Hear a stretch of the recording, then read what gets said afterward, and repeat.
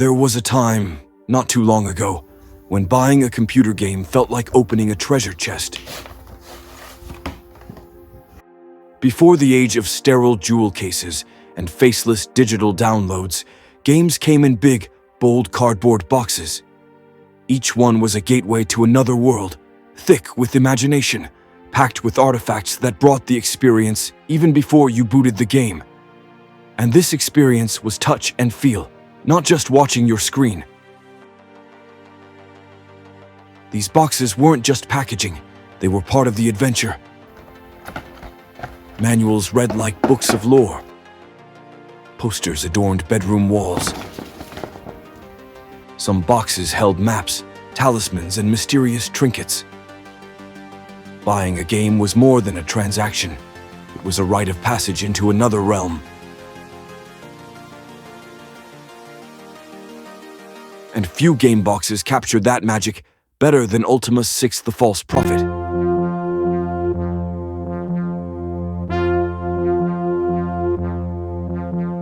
Released in 1990 for DOS, Amiga, Atari ST, C64, and others.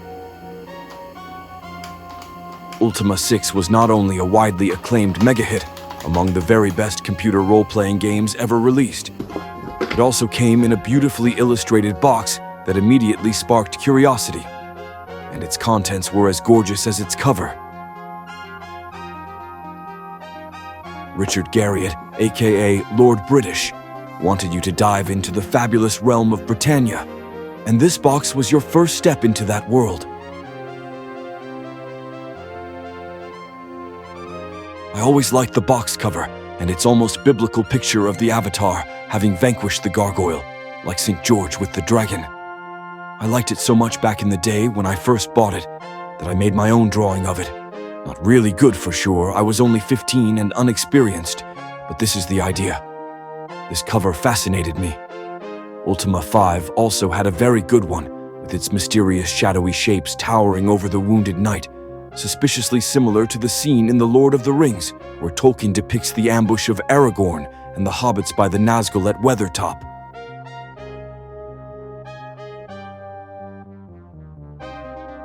Ultima VII and its majestic black cover was not bad too, just like the iconic Black Album by Metallica, released at about the same time. But none was as great as the cover box of Ultima VI.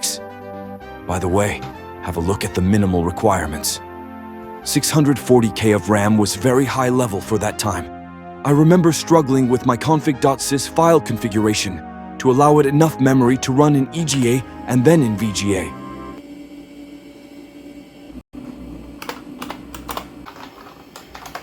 Ultima VI was also among the first games to take full advantage of the VGA 256 colors mode. And certainly one of the very first RPG to do that. When I make my Ultimate Ultima video with full game review, I'll tell you how I first had to play in CGA 4 colors, and how magical it was when I discovered I could get more memory by fine-tuning system files. I was a complete noob back then, and games like Ultima VI made me learn things about my DOS PC.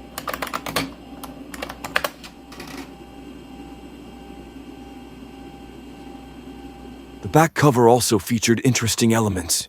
The screenshots were well chosen and plenty, although 3 out of 5 were taken from the introduction. But hey, it was such a great and long one.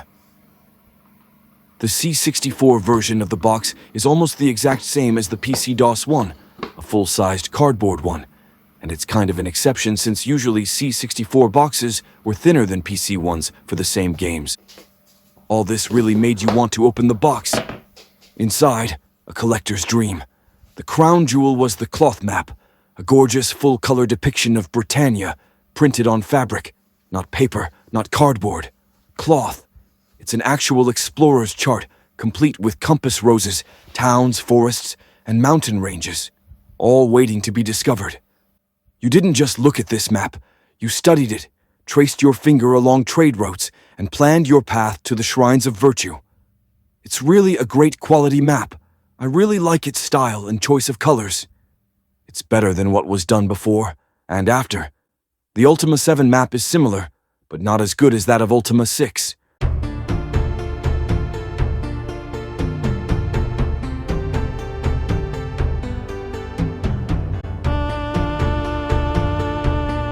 are the cities and villages of Britannia, represented in great detail. Britain, the capital, with its government buildings and the great castle of Lord British. Trinket, city of honor, protected by its surrounding walls. Skara Brae on its peninsula. City of justice. Minnoch and its craftsmen. There's the miserable hamlet of Paws on the roadside, and the abbey at Cove in the middle of the mountains. There are also the islands of New Maginsia and its guild of mages. Buchanan's Den and its pirates.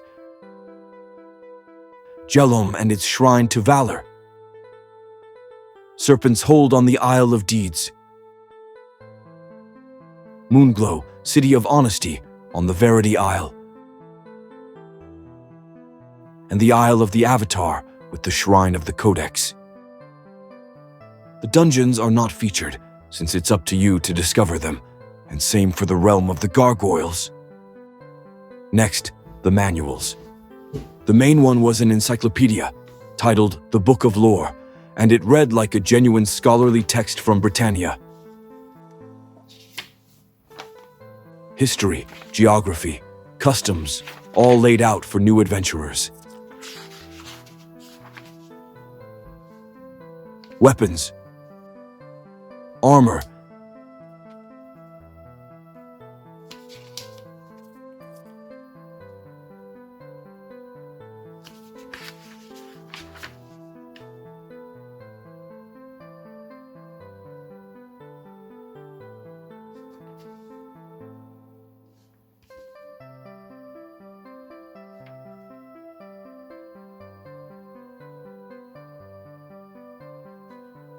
bestiary with all creatures and monsters you encounter in Britannia.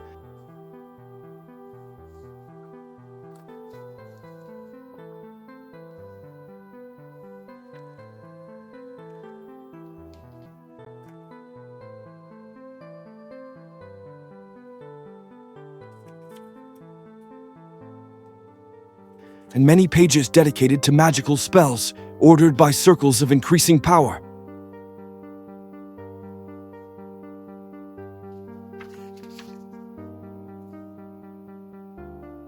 A really good booklet, printed on cream paper, very well made.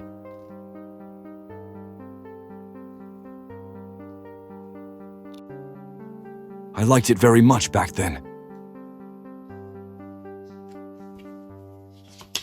Ultima VI was one of my first PC games, and I was mesmerized by the quality of its contents.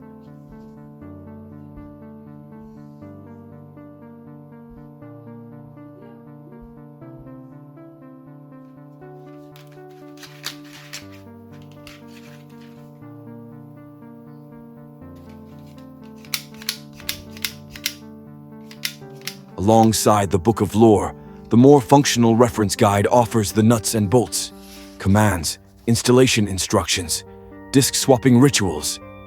But it was well made too, clear, succinct, and efficient.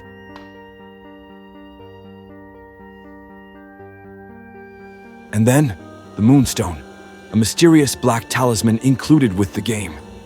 In the world of Ultima, moonstones opened portals to distant lands, and holding the real thing in your hand gave you a sense of magical agency. It wasn't a collectible, it was a key.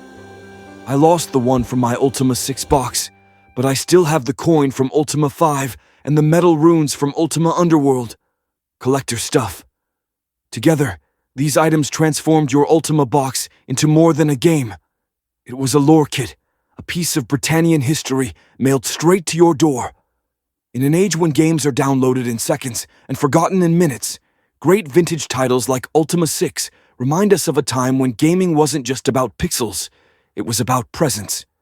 You didn't just play Ultima, you entered it, and all it took was opening the box.